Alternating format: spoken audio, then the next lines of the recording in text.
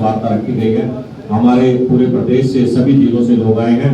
आदरणीय हमारे कर्नल साहब जी हैं और हमारे आदरणीय ठाकुर पूर्ण सिंह जी किसान मजदूर संगठन के राष्ट्रीय अध्यक्ष जी हैं और सभी जिलों से हमारे प्रतिनिधि बैठे हैं, चाहे वो करनाल से हो, रोहतक से हमारे जगजीत जी हैं, अम्बाला से यशपाल जी हैं, अश्वनी जी बैठे, हमारे भाई बुंडीन साहब जी हैं, भाई गौर सिंह जी हैं, भाई शैलेंद्र प्रताप जी हैं, कलायत से, कैथर से, प्रमोद राणा जी हैं, राजौर से और सभी जिलों से आज साथी यहाँ पर पहुंचे हैं। हमारे दो मुद्दे सरकार को लेकर, दो बिंदुओं पर हम सरकार से लगातार बात कर रहे हैं। पहला मुद्दा जो हमारा जो इतिहास हमारे महापुरुष हैं जैसे पृथ्वीराज चौहान जी हैं और बहुत से हमारे राजा हैं, उनको लेकर इतिहास से बार बार छेड़छाड़ होती है, उसको लेकर समाज लगातार अपनी बात को रखता है और सरकार के पास भी उस बात को लेकर जाता है। जिस सरकार को राजपूत समाज ने 95% वोट लेकर इस सत्ता में भेजा है, उस सरकार से अगर अपनी बात रखता है तो वो बात हमारी सुनते नहीं। उसी को सुनाने के लिए राजपूत समाज ने पीछे बहुत बड़े बड़े आंदोलन भी किए। और दूसरा हमारा जो मुद्दा है कि सरकार एक हमारी बातों पर सुने कि जो राजपूत समाज ने पीछे बात रखी थी कि जो जिला अध्यक्ष कैथल के हैं अशोक गुज्जर जी, उन्होंने एक राजपूत समाज के साथ जो वहां के एमएलए थे लीलाराम गुज्जर जी और जो हरियाणा सरकार में मंत्री है गौरपाल गुज्जर जी, इन लोगों ने एक षड्यंत्र के तहत, राजनीतिक षड्यंत्र के तहत दो समुदायों को लड़ाने का कार्य किया। और जब ये समुदाय राजपूत समुदाय अपनी बात को लेकर ये बात प्रशासन के पास जाता है तो वहां पर इन लोगों के षड्यंत्र से, इन लोगों की पावर से राजपूत समाज के ऊपर लाठियां बरसाई जाती हैं। राजपूत समाज के काफी लोग घायल भी होते हैं। लगातार ये प्रयत्न रहा और राजपूत समाज ने रूप बनाया, एक बहुत बड़ा फैसला लिया राजपूत समाज ने, क्योंकि चोट, वोट की चोट एक बहुत बड़ी चोट है और उस चोट से राजपूत समाज ने अपना बदला भी लिया। तो आगे भी हम तो सरकार से यही बात कहते हैं कि जो राजपूत समाज अपनी बातों को लेकर लगातार बात करना चाहते हैं, लेकिन वो बात तो करते हैं लेकिन उनकी तरफ से कोई ठोस कदम नहीं उठाया जाता है। कुछ उसमें सरकार के भी लोग जो समाज को, पूरे राजपूत समाज को, जो एक राजपूत समाज राष्ट्रवादी समाज रहा है, पूरे देश में इस राजपूत समाज ने अनेकों योगदान दिए, हर प्रकार से देश के साथ चला है। तो आज कोई पार्टी अगर इस प्रकार से उनका बहिष्कार करेगी तो वो कतई बर्दाश्त नहीं करेगा। तो और दूसरा, सरकार से हमने लगातार कहा है कि आज जो कर्मचारियों ने, जो अधिकारियों ने समाज के ऊपर लाठी बरसाई थी, उनको भी आप बर्खास्त करो, उनकी इंक्वायरी करो, इन्वेस्टिगेशन करो, लेकिन सरकार ने हमारे उन बिंदुओं को भी कोई ध्यान नहीं दिया। और आगे के लिए हम सरकार से कहना चाहते हैं कि क्षत्रिय आयोग का गठन किया जाए ताकि क्षत्रिय आयोग के माध्यम से जो ये मसले हैं इनको सुलझाया जा सके, इनके बीच में अपनी बात रख सके। जैसे कि क्षत्रिय महापुरुषों के इतिहास के साथ छेड़छाड़ होती है, उस पर रोका जाए। जैसे कि राजा भोज चौहान जी हैं, राजा भोज जी हैं, महाराजा पृथ्वीराज चौहान जी हैं, राजा सुहेलदेव सिंह जी हैं, हर्षवर्धन सिंह जी हैं, ऐसे बहुत राजा हैं। अब सरकार और हमारे समाज के कुछ लोग इस बात की भ्रमित फैला देते हैं कि कुछ मुद्दा था जो हमारा उच्च न्यायालय के अंदर चला गया, लेकिन हमारा मुद्दा सिर्फ एक राजा मीरभोज को लेकर नहीं है, ना उस मीरभोज के मुद्दे पर कोई बात करते। हम तो अपना हथियार जो राजपूतों ने अपनी गर्दनें कटवाकर बनाया है, राजपूत समाज माना जाता है कि देश के लिए हमेशा सर्वप्रिय रहा है, देश को मानता है, राष्ट्रवादी रहा है। तो ये कुछ मुद्दे जो समाज के साथ लेकर चलते हैं। अगर एक जो क्षत्रिय आयोग की हम मांग करते हैं उसके अंदर क्या क्या समाज हित की बातें हो सकती हैं। जैसे हम चाहते हैं कि सरकार से प्रदेश के अंदर राजपूत समाज की जाति की गणना हो, तो उससे पता लगे भी हम किस हल्के के अंदर, किस जिले के अंदर कितनी संख्या में, किस गांव के अंदर कितनी संख्या में राजपूत समाज है। क्योंकि राजपूत समाज जानता है, लेकिन चुनाव के टाइम पे कुछ राजनीतिक लोग हैं जो इन बातों को गलत तरीके से पेश कर देते हैं। जैसे हम बहुत बड़ी संख्या में किसी विधानसभा के अंदर हैं, लेकिन नेता हमारी संख्या को कम आते हैं। और जैसे पूर्व में एक सरकार रही, उसने कहा था कि महाराणा प्रताप, जो हमारी यूनिवर्सिटी कुरुक्षेत्र है उसके अंदर एक महाराणा प्रताप जी की चेन लगी। आज तक जो सरकार ने, किसी भी सरकार ने उस पर अमल नहीं किया। अगर हम क्षत्रिय आयोग का हमारे गठन होता है तो उसके अंदर जैसे महाराणा प्रताप जी की चेयर है और इतिहास के अंदर विश्वविद्यालयों के अंदर बने, इस प्रकार की बातें हम सब लेकर चलने के लिए तैयार हैं। हमारे बच्चे बहुत ज्यादा सेना से जवान और किसान दोनों की भूमिका में रहते हैं। जैसे आज हमारे बीच में आदरणीय ठाकुर पूर्ण सिंह जी राष्ट्रीय नेता है, किसान नेता है, तो किसानी में और जवानी में दोनों में हमारे बच्चे ज्यादा चलते हैं। तो हम तो चाहते हैं कि इस प्रकार के आयोग जब गठित होंगे तो हमारे बच्चे के भी उसमें भविष्य की बात होगी। तो जैसे क्षत्रियों से जुड़ी बहुत चीजें हैं देश के अंदर, जैसे तीर्थ स्थान जो ज्यादातर राजपूत समाज से आते हैं, उस आयोग के माध्यम से ऊपर पर ही कोई चर्चा हो। तो जैसे पीछे हमारे समाज ने बहुत आंदोलन किए, उन आंदोलन के अनुसार हमारे बच्चों के ऊपर जैसे जोध अकबर नाटक रहा है और पद्मावती रहा है, मीरबोझ रहा है, तो इनके ऊपर आंदोलनों के दौरान सरकार के कुछ लोगों ने षड्यंत्र के तहत हमारे ऊपर मुकदमे, हमारे बच्चों के ऊपर मुकदमे दर्ज कराए। राजपूत समाज लगातार इस बात की मांग करता रहा है कि आप इन बच्चों को जो नजायज आप लोगों ने फंसा रखे हैं, उनके भविष्य का सवाल है, वो भी माफ किया जाए। और जैसे हमारी गुड़गांव की धर्मशाला है, तो उसके अंदर सरकार ने एक षड्यंत्र के तहत जो बहुत मोटी हमारी संपत्ति थी, उसको भी सरकार ने अगवा कर लिया। तो ये कुछ मुद्दे लेकर आज हम यहाँ पर सब इकट्ठे हुए हैं। तो बाकी जैसा मीडिया के बंधु बैठे हैं, तो हम तो यही चाहते हैं कि हमारी बात को समाज, एक राजपूत समाज जो अपनी जायज मांगों को लेकर सरकार तक पहुंचाने की बात करता है, उनको पहुंचाएं। बाकी आप पूछिए। जैसे जो क्षत्रिय कल्याण बोर्ड की मांग कर रहे हो आप, आपने किसी लेवल पर उठाया है मुद्दा? बार बार लगातार उठाते हैं जी, सीएम साहब को पहले भी इस विषय में मिले हैं जी। क्या आश्वासन मिला सर? हाँ जी, क्या आश्वासन मिला वहाँ से? आश्वासन तो आज तक कई साल लगातार कई सालों से मिल रहा है, कोई बस ये कहते भी करेंगे, लेकिन चुनाव के टाइम पे ज्यादा मजबूती से सभी सरकारें सुनती हैं, क्योंकि देश का रही है इस प्रकार से।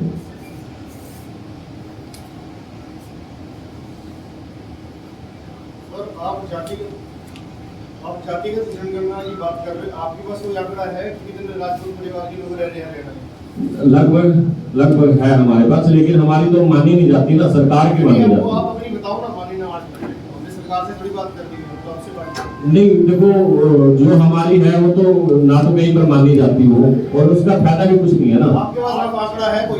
2 करोड़ की संख्या में आज हरियाणा के अंदर वोटर के उसमें है, लेकिन 8% जो नहीं मैं बता रहा हूँ कि वोटर है, और उसका अगर आप आकलन करोगे तो 8% की संख्या में राजपूत समाज हरियाणा के अंदर है, और हर लोकसभा विधानसभा को प्रभावित करता है। तो आपको क्या लगता है हरियाणा में राजपूत बहुल क्षेत्र कौन सा? तो सारे हैं सर। आप देखिए, आप अगर अम्बाड़ा की बात करेंगे, सबसे पहले अम्बाड़ा में बहुत ज्यादा, जिला वाइज की बात करेंगे तो अम्बाड़ा में बहुत ज्यादा है, कालका में अगर बात करोगे कालका में बहुत ज्यादा है, नारायणगढ़ की बात करोगे नारायणगढ़ में ज्यादा है, सडोरा की बात करोगे सडोरा में ज्यादा है, यमुनानगर की बात करोगे तो यमुनानगर में बहुत ज्यादा है।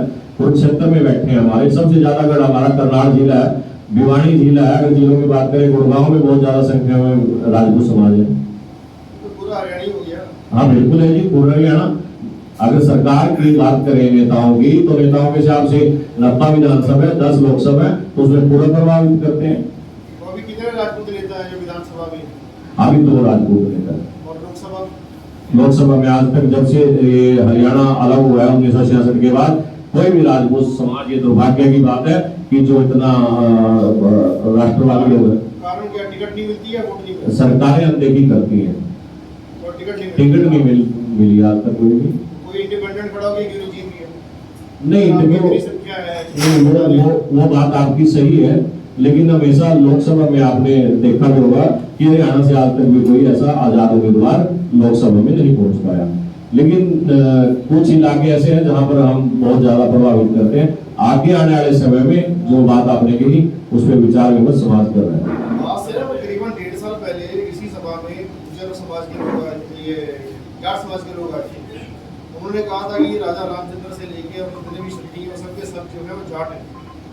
ये बात आपकी सही है, वो कह सकते हो, मेरे को मिले एडवोकेट साहब है हाईकोर्ट में। नहीं, ये मजाकिया बात अगर मैं कहूँ मजाकिया अंदाज में, जब से ये डाटा फ्री हुआ है ना जी, इतनी बड़ी किताब थी उनके पास, ये जब से डाटा फ्री हुआ ना जी, तभी से सब हुए। लेकिन सबको पता है श्री रामचंद्र जी, मैं जाति पे विश्वास नहीं रखता, और भगवान श्री रामचंद्र जी सभी जाति हो गए, किसी एक जाति से प्राण नहीं सकते। और राजपूत समाज ने कभी भी ये बात नहीं कही कि आप किसी भी जाति महापुरुष को एक जाति।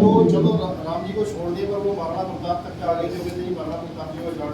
यही तो बात मैं आपसे बोल रहा हूँ कि महाराणा प्रताप जी आज से 5-7 साल पहले सभी लोग जानते हैं कि महाराणा प्रताप जी की क्या हिस्ट्री है, महाराणा प्रताप जी किस गोत्र से आते हैं, किस जाति से आते हैं। लेकिन जब से सरकारों ने डाटा फ्री किया ना मिलके कंपनियों के साथ, तब से हर कोई राजा बनने की होड़ में है।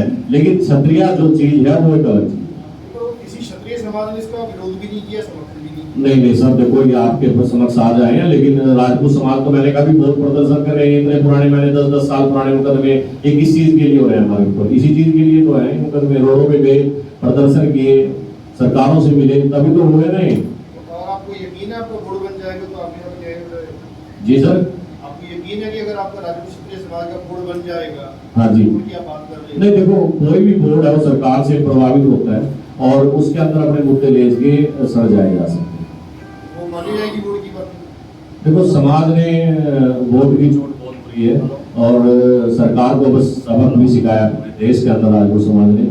इस बार भी राजपूत समाज ने फैसला लिया था कि हम जो सरकार हमारे ऊपर लाठीचार्ज करती है, हमारे युवाओं के ऊपर अत्याचार करती है, उसको हम वोट नहीं देंगे। उस वोट के साथ हमने चोट दी हुई है लोकसभा के अंदर, तो अगर नहीं देंगे तो कोई बात नहीं, जो सरकार हमारी सुनेगी चाहे वो कोई भी है, उसी सरकार के साथ राजपूत समाज जाएगा, समर्थन करेगा। लेकिन एक कंडीशन है कि वो अपने घोषणा पत्र में राजपूत समाज की बात करें। ना बीजेपी के साथ है राजपूत समाज और ना ही कांग्रेस के साथ है, लेकिन जो भी पार्टी अपने घोषणा पत्र में राजपूत समाज की हित की बात करेगी उसके साथ जाएगा। हमारे आदरणीय कर्नल साहब जी हैं, ठाकुर पूर्ण सिंह जी हैं।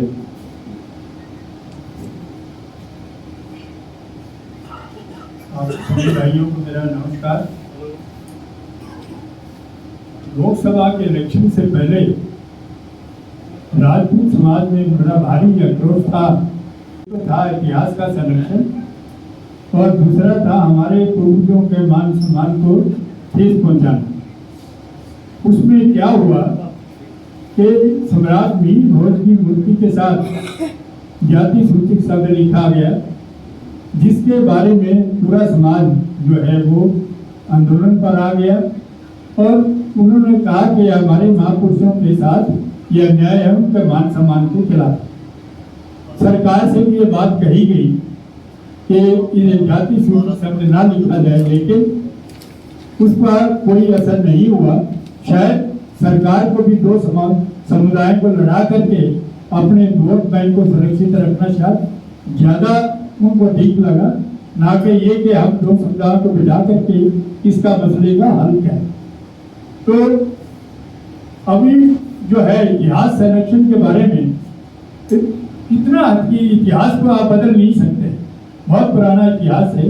और वेद व्यास जी ने कहा था कि अपने इतिहास की रक्षा सारा तन मन धन और पूरी ताकत लगा करके अपने इतिहास को बचाना चाहिए, क्योंकि धन जो है आनी जानी चीज है। धन अगर खत्म होता है तो कोई नष्ट नहीं होता, लेकिन अगर इतिहास और हमारे पूर्वजों का गौरव अगर समाप्त हो गया तो विनाश निश्चित है। तो हम नहीं चाहते हमारे समाज का विनाश हो और हम ये लड़ाई पूरी तरह से अपनी पूरी ताकत के साथ लड़ें। कुछ एक थोड़ी गलतफहमी भी हुई। हमारे बीजेपी के पदाधिकारी हमारे समाज के वो चीफ मिनिस्टर को मिले, एक बार नहीं 2 बार मिले और उन्होंने काफी मांगे रखी। कुछ एक ठीक थी, कुछ एक से मैं सहमत नहीं। जैसे कि वो कहते हैं बीजेपी का हरियाणा में एक जनरल सेक्रेटरी बनना चाहिए। भाई ये समाज की मांग कहाँ से हो? आपको चेयरमैन बनाओ, मंत्री बनाओ, ये कहाँ से? हम नहीं मानते। हम तो ये कहते हैं हमारा मान सम्मान जो है वो सबसे ऊपर है और हम 8% इस प्रदेश में है और पूरे देश में कोई ऐसी जगह नहीं है जहां हमारा समाज नहीं। तो हम अपनी जो है हिस्सेदारी जो है वो मांग रहे हैं, कोई किसी से भीख नहीं मांगते। हमारा हक बनता है कि 8% हम हैं तो वो हमें अपना हक चाहिए और मांगने से कभी कोई देता नहीं। हर बार कहते 40 साल तो मेरे को मेरे कान पकड़ के सुनते सुनते कि इतनी सीटें दे दो, उतनी दे दो, किसी ने कभी दिया नहीं तो सुनता भी। जब तक आदमी अपनी ताकत नहीं दिखाता तब तक कोई सरकार मानने को तैयार नहीं। ये हमें अपना दिखाना पड़ेगा। आपने देखा होगा लोकसभा के इलेक्शन में राजपूत समाज जो था उदासीन हो और वो उदासीनता एक विरोध में तब्दील हुई बाद में और बीजेपी को उसका खामियाजा भुगतना पड़ा। जहां 400 पार, 330 पार 240 पर आ गए। और मेरे राइट साइड में हमारे ठाकुर पूर्ण सिंह जी बैठे हैं। यूपी में जो तहलका मचाया इन्होंने, वेस्टर्न यूपी में आपने सुना भी होगा, देखा भी होगा, पढ़ा भी होगा कि क्या हालत हुई बीजेपी की वेस्टर्न यूपी। वो सब कुछ जो है वो इनके कारण हुआ। इन्होंने इतना बड़ा आंदोलन वहां खड़ा किया और समाज को संगठित किया। ये प्रकरण जो है इलेक्शन से पहले कैथल से शुरू हुआ। कैथल नहीं बल्कि मैं कहूँगा ग्वालियर से, उसके बाद में दादरी से, यमुनानगर से, कैथल से ये प्रकरण शुरू हुआ जो महापुरुषों की मूर्ति के साथ जाति सूचक शब्द लगाकर मूर्तियों का अनावरण हुआ। और उसी श्रृंखला में कैथल में हमारे बच्चों पे लाठीचार्ज हुआ, जिससे कि सारे समाज में एक रोष की भावना पैदा हुई, क्योंकि वो कुछ कर नहीं रहे थे, उल्टा काम नहीं कर रहे थे कि उनके ऊपर लाठियां बरसाई गए। तो वहां से सिलसिला होकर शुरू होकर के ये आगे बढ़ता चला गया और राजपूत समाज जो बीजेपी का कोर वोटर था वो उसके खिलाफ नजर आया। और हम अब ये कहते हैं कि भाई आप हमारे से बात करो, अगर कोई बात बनती है, हमारी दो ही बातें हैं मेन तो, कि राजपूतों के इतिहास के साथ कोई खिलवाड़ हम किसी कीमत पर बर्दाश्त नहीं करें। दूसरा, महापुरुषों के साथ कोई भी जाति सूचित शब्द लगा करके कोई मूर्ति का अनावरण नहीं होना चाहिए। महापुरुष सबके हैं। तो सरकार ये प्रस्ताव लाए, ये दोनों प्रस्ताव लाए असेंबली के अंदर और केंद्र सरकार को भेजे कि किसी महापुरुष के साथ जाति सूचित शब्द नहीं लिखा जाए। इससे सभी समाजों की आपस की सद्भावना बनी रही। एक और मुद्दा है ईडब्ल्यूएस का। ईडब्ल्यूएस के सरलीकरण का आपने देखा होगा कि ये आरक्षण का नाम तो दिया, लेकिन हमारे समाज को उससे बाहर रखने के लिए जमीन की शर्त लगा दी कि अगर ये 5 एकड़ 4 एकड़ जमीन अगर है तो वो इसका फायदा नहीं उठा सकता। ये हमारे साथ बहुत बड़ी बेइंसाफी है और मैं अनुरोध करूंगा, निवेदन करूंगा सरकार से कि इसके बारे में भी एक प्रस्ताव विधानसभा में पास करके केंद्र सरकार को भेजा जाए और ये जमीन की शर्त जो है वो हटाई है।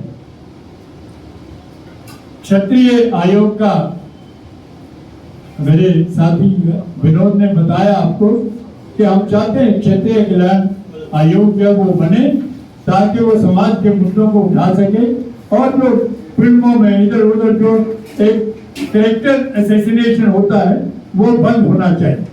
निवेदन करूंगा कि वो अपनी बात रखें, हमारे राष्ट्रीय अध्यक्ष हैं और आपके बाद में आपके जो भी सवाल होंगे हम उन सवालों को जवाब देने के लिए तैयार। धन्यवाद। आदरणीय सभी सम्मानित बंधुओं, बात रख दी। अब आप कोई सवाल अगर है तो कर सकते हैं। कर्नल साहब ने और इन्होंने अपनी बात रख दी। हमारी जो बात थी वो रखी गई। अगर किसी पत्रकार बंधु का कोई सवाल हो तो उसका सवाल का जवाब दे देंगे। पूर्ण सिंह जी, एक सरकार आरोप लगाती है कि आपने ठेका ले रखा है 2024 तक ना, और कुछ पैसे का भी लेन देन हुआ है, उसमें क्या? सरकार ने तो सन 2047 लोगों का ठेका ले रखा, फिर हमारे पे आरोप क्यों लगा रहे हैं? क्या जी? सरकार ने तो सन 2047 तक का ठेका ले रखा। आदरणीय मोदी जी तो कहें कि सन 2047 तक देश को 5 ट्रिलियन इकोनॉमी बना के देंगे, तो हमने तो अभी अपनी सीमा भी तय नहीं करी कि हम कब तक करेंगे, लेकिन उन्होंने सन 2047 तक का ठेका ले रखा। और बीजेपी के नेता जो पैसों वाला लगाते हैं कि करोड़ों रुपए का बीजेपी आपने के विपक्ष नेताओं से ले लिया। देखो बीजेपी, हम तो कह रहे, पहले भी मेरे पत्रकार बंधुओं ने सवाल करा तो हमने कहा कि आरोप लगाना आसान है, लेकिन यदि इस दुनिया का एक व्यक्ति, कोई सरकार 108 प्रकार की इंटेलिजेंस है, यदि एक व्यक्ति कोई साबित कर दे तो हम समाज के गुनहगार हैं, सरकार के गुनहगार नहीं। फिर दूसरी बात मैं बताऊं कि यहाँ तो बहुत लोग हैं जिन पर आरोप है। किसी पे तो रेडी वालों पे से पैसे लेने का आरोप है, किसी पे तो ठेली वालों पे लेने का आरोप है, किसी पे से खनन का आरोप है। बहुत लोग हैं जिन पर आरोप है, उनकी भी जांच करवावे सरकार। हमारे बारे में आरोप लगाने से पहले तो सारे के सारे लोगों की जांच करवाई जाए, तो हम भी अपनी जांच के लिए तैयार। तो विधानसभा में चुनाव का विरोध करेंगे अगर आपकी कोई बात नहीं मानते? तो हमने ना लोकसभा में विरोध था और ना विधानसभा में विरोध सिर्फ एक चीज का है कि यदि सरकार हमारे स्वाभिमान, हमारे महापुरुषों के स्वाभिमान, हमारी छत्राणियों के स्वाभिमान को ठेस पहुंचाने का काम करेगी तो ये विरोध विधानसभा लोकसभा नहीं, अंतिम समय तक विरोध करेंगे जब तक इस देश में सरकारें बनती रहें। ये तो हमारे प्रभु श्री रामचंद्र जी का वचन है, अभी रघुकुल रीत सदा चली आई। आज राजपूत समाज को घर घर जाने की जरूरत नहीं है। चुनाव का टाइम आएगा तो जो राजपूत समाज से प्यार करता होगा, जो क्रांतिकारी लोग हैं, जो समाज के क्रांतिकारी भाई हैं, वो खुद इस बात को दोहराएंगे जब चुनाव आएगा कि रघुकुल रीत सदा चली आई, प्राण जाए पर वचन न जाए। अब राजपूत समाज को घर घर जाने की जरूरत शायद ना पड़ेगी इनकी वजह से। भाई जैसे आपकी मैं बात बड़ी ध्यान से सुन रहा हूँ और हमारा तो बड़ा पुराना रिश्ता भी है, परिचय भी था। ये जितने भी, मैं एक बात साफ कर देना चाहता हूँ, हमारे समाज के जो आदमी है और जो बीजेपी के पदाधिकारी है, चाहे कांग्रेस के पदाधिकारी, कोई उन्होंने इतना एक गैप पैदा कर दिया सरकार के बीच में या पार्टी के बीच में, समाज के बीच में, कि वो बांटना थोड़ा मुश्किल हो गया। और वो इसलिए कर दिया कि अगर हम बीजेपी का विरोध करें तो जो हमारे आदमी बीजेपी वो सोचते हैं तो हमारा विरोध करना है। भाई हम अपने समाज की बात उठाते हैं, बीजेपी के खिलाफ होके अगर वो गलत कर रहे हैं तो हम उसके खिलाफ आवाज़ उठाते हैं, लेकिन वो पर्सनली ये ले जाते हैं कि ये तो हमारे खिलाफ है। और जबकि मेरे को पता है कितने बड़े नेता हैं, कितने बड़े लीडर हैं, लेकिन उसके बावजूद एक ये जो भावना है, ये जब तक उन लोगों में रहेगी तो बीजेपी को नुकसान ही नुकसान होगा, फायदा नहीं हो सकता। ये गारंटी की बात है। और वो चाहते हैं कि वो समाज चीफ मिनिस्टर के साथ में अगल बगल में रहें और समाज के लोग बाकी ना आए, ताकि उनकी नौकरी बढ़े रहे। कोई टिकट के लिए जाता, कोई चेयरमैनी के लिए जाता, कोई मंत्री पद के लिए जाता। आपको मैं एक और बताना चाहता हूँ, जो ये मंत्री पद और चेयरमैनी मिली है ना, ये हमारे समाज के संघर्ष की वजह से, लाठियाँ खाने की वजह से मिली है। ये 4.5 साल से क्यों नहीं बनाया उनको? ये हमारे संघर्ष के बाद क्यों बनाया? ये उसी का नतीजा, चाहे वो माने या ना माने। अगर उनकी काबिलियत का नतीजा होता तो 4.5 साल पहले बनते। जिनको आपने बना वही लोग कहते हैं कि गुड़गांव के बड़े अच्छे होटल में इनकी मीटिंग हुई है विपक्ष के लोगों से। गुड़गांव के किसी बड़े 5 स्टार होटल में आपकी मीटिंग हुई है विपक्ष के लोगों से। सरकारों की मीटिंग नहीं, हम कह रहे कि आरोप, देखो मैं फिर कह रहा हूँ, आरोप लगाना और आरोप को सिद्ध करना, आरोप लगाना और आरोप को सिद्ध करने में बहुत अंतर है। आरोप तो लगेंगे जब इनके पास कुछ रहा नहीं तो क्या करेंगे? आरोप लगेंगे 26 साल के बाद, 24-25 साल के बाद संजय सिंह को मंत्री बनाया सरकार ने। अब से पहले तो कभी कोई मंत्री नहीं बना, विधायक तो हमसे पहले भी रहे। सरकारों को ये समझ लेना चाहिए कि ये लड़ाई स्वाभिमान की है और आरोप से हम नहीं डरते, क्योंकि युद्ध करेंगे तो घाव लगेंगे। ऐसा नहीं कि युद्ध में घाव नहीं लगते, हम युद्ध में है तो हमारे भी घाव लगेंगे, आरोप लगेंगे, उससे हम बिल्कुल नहीं डरते। हाँ, जिस दिन आरोप सिद्ध होगा उस दिन हमारे जीवन का अंतिम दिन होगा, ये भी हमारा संकल्प है।